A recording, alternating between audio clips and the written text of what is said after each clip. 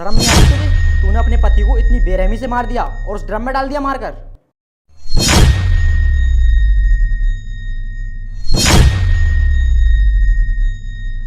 अच्छा मुस्कान, तुम्हें पता है मैं तुमसे कितना प्यार करता हूँ। मैं ना तुम्हारे लिए कुछ भी कर सकता हूँ। और मुस्कान, तुम्हें वो दिन तो याद ही होंगे ना, स्कूल वाले, जहाँ हम चुप चुप के मिलते थे और किसी लड़के ने तुम्हें छेड़ दिया था। मैंने उस पर कितनी मार लगाई थी। हाँ साहिल, मुझे सब कुछ याद है। इतनी आसानी से कैसे भूल सकती हूँ भला मैं। और मुस्कान, हम ना काफ़ी टाइम बाद मिले हैं और मैं ना अब तुम्हें खोना नहीं चाहता। तुम प्लीज़ अब मेरी बन के रहना। साहिल, अब तुम्हें टेंशन लेने की बिल्कुल भी ज़रूरत नहीं है। मुझे भी पता है हम लोग स्कूल टाइम से ना इतने टाइम बाद मिले हैं और अब मैं तुमसे कभी अलग नहीं होंगी। मैं तुम्हारी हमेशा रहूँगी, तुम्हारे साथ रहूँगी हमेशा। अच्छा मुस्कान, मुझे एक बात बताओ, किसी दिन तुम्हारे पति ने मुझे तुम्हारे साथ देख लिया तो फिर तुम क्या करोगे? पहली बात तो साहिल, वो कभी हमें एक साथ देख ही नहीं पाएगा क्योंकि वो हमेशा बाहर ही रहता है, उसकी जॉब बाहर ही है। और वो जब भी आता है महीने 2 महीने में आता है, हमेशा मुझे फ़ोन करके बता देता है, तो मुझे पता लग जाती है जब वो आता है। वैसे ही मैं तुम्हें बता दिया करूँगी, उसके बाद तुम्हें भी प्रॉब्लम नहीं होगी और ना उसको पता चलेगा। अरे मुस्कान, अगर उसको पता भी चल जाएगा ना तो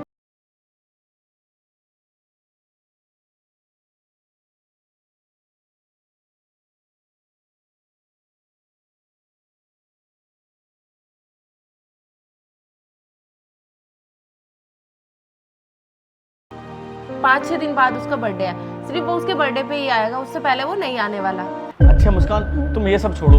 मैंने ना आज तुमसे मिलने की खुशी में एक पार्टी रखी है, वो भी दारू पार्टी, और वो भी तुम्हारे घर पे। तुम मेरे साथ दारू पार्टी करोगी ना? क्या? दारू पार्टी? साहिल, ये सब क्या बोल रहे हो तुम? तुम्हें तो पता ही है ना मैं ये सब नहीं करती। क्यों नहीं करोगी? और तुम्हें पता है ना हम कितने टाइम बाद मिले हैं, और मेरे लिए तो इतना कर सकती हो ना तुम। अगर तुम इतना ही फोर्स कर रहे हो ना तो ठीक है, आज शाम को हम दोनों मिलकर पार्टी करते हैं। अच्छा मुस्कान, ठीक है, हम लोग ना अब शाम को मिलते हैं। तुम अपना ध्यान रखना, ठीक है? ठीक है।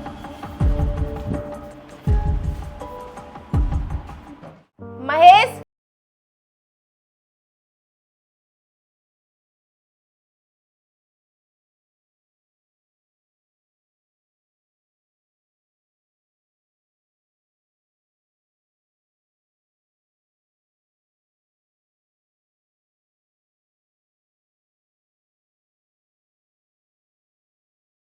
उन अंकल को क्यों बुला लेती हो? कि इस घर में कौन आ रहा है कौन जा रहा है इस चीज से तुझे कोई मतलब नहीं है। तू सिर्फ इस घर का छोटा सा नौकर है, अपने काम पे ध्यान रख। ठीक है मैम साहब।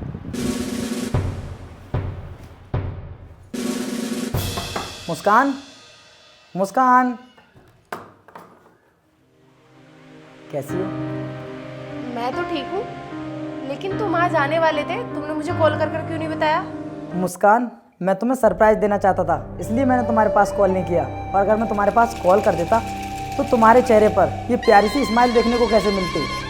वो सब तो ठीक है, अगर तुम मुझे एक बार कॉल कर देती ना तो मैं घर में तुम्हारे लिए कुछ खाने के लिए बना लेती और तुम्हारे लिए कुछ स्पेशल कर लेती घर में। पर तुमने तो मुझे ऐसे बताया ही नहीं, अचानक से ही आ गए। अब बातें ही करती रहोगी या फिर मुझे अंदर आने के लिए भी बोलोगी? हाँ हाँ, क्यों नहीं, वो मैं बातों बातों में भूल ही गई थी। आओ अंदर आओ।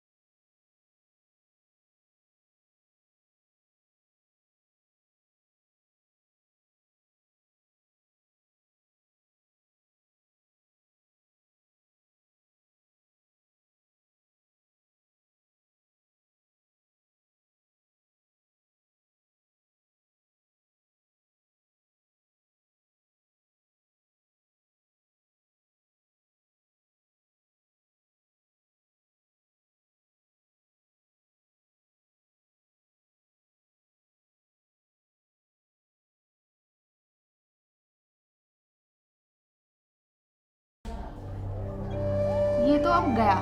अब एक काम करती हूँ, अंदर जाकर ना साहिल को फ़ोन करती हूँ और उससे पूछती हूँ कि अब क्या करना है और उसको बता भी देती हूँ कि ये घर पर आ चुका है।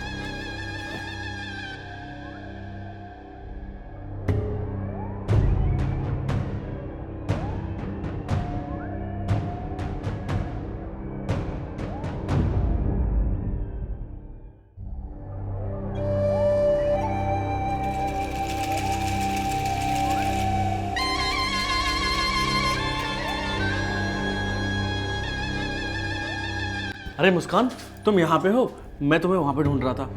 मैं ना सौरभ के लिए खाना बना रही थी और वो अब ना अपने दोस्तों से मिलने के लिए गया है। अब मुझे ये भी नहीं पता कि वो किस टाइम आएगा किस टाइम नहीं। अरे यार मुस्कान, तुम ना ये खाना वाना छोड़ो, हम ना इसको अपने रास्ते से अलग करने का कोई तरीका ढूंढते हैं ना।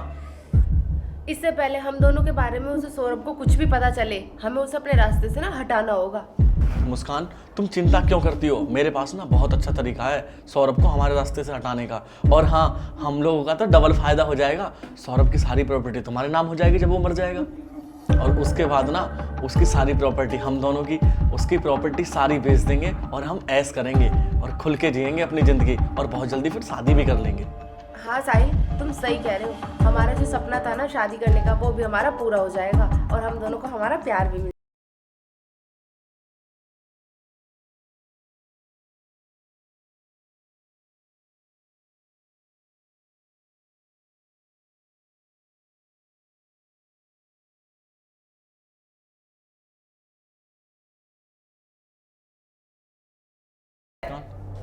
ये क्या हो रहा है?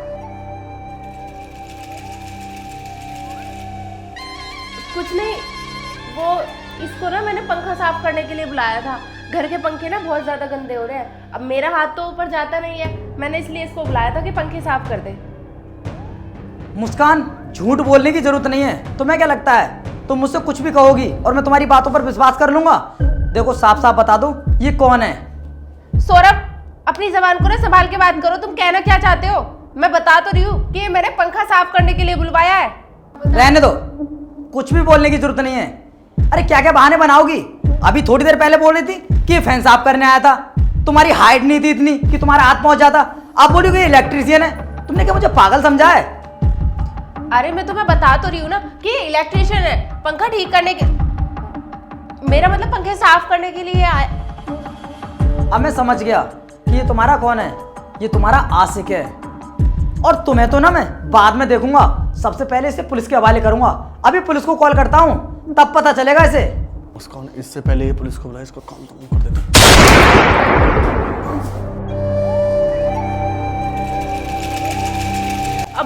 अब हम इसकी लाश का क्या करेंगे? अरे करना क्या है, मैं अपना आप ठिकाने लगा दूंगा इसको।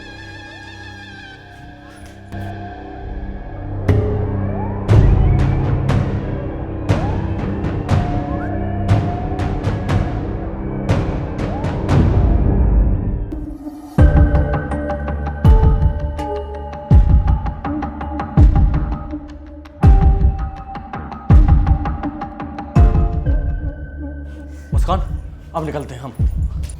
कहाँ जा रहे तुम लोग? हिलने की कोशिश मत करना वरना गोली मार दूंगा। अरे सर प्लीज हमें माफ कर दो, हमने कुछ नहीं किया है सर। झूठ बोलते हो, वो भी एक पुलिस वाले से। मार दिया ना तुम दोनों लोगों ने सौरभ को। अरे सर, ये आप कैसी बात कर रहे हो? हमने किसी को नहीं मारा है। और आपको किसने बताया कि हमने सौरभ को मार दिया है? जब तुम सांप को मारने की बात कर रहे थे ना, तब मैंने सब कुछ सुन लिया था और मैंने ना पुलिस में जाकर कंप्लेंट कर दी।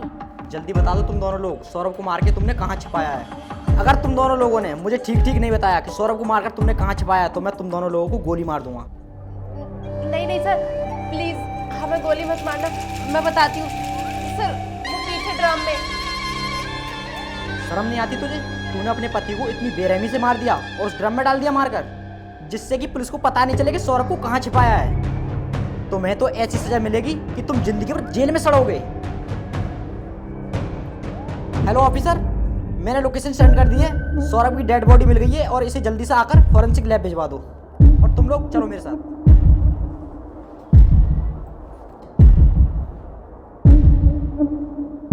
अगर इस देश के अंदर कभी भी कहीं भी गलत होता है किसी के साथ, तो पुलिस उसे इंसाफ दिलाने के लिए हर समय तैयार रहती है। तो दोस्तों, इस वीडियो को बनाने का पर्पज एंटरटेन था, हम किसी को हर्ट नहीं करना चाहते। तो दोस्तों हमारी ये वीडियो आपको कैसी लगी कमेंट बॉक्स में अपनी राय जरूर देना और मिलते हैं नेक्स्ट वीडियो में बहुत जल्द। तब तक के लिए जय हिंद जय भारत।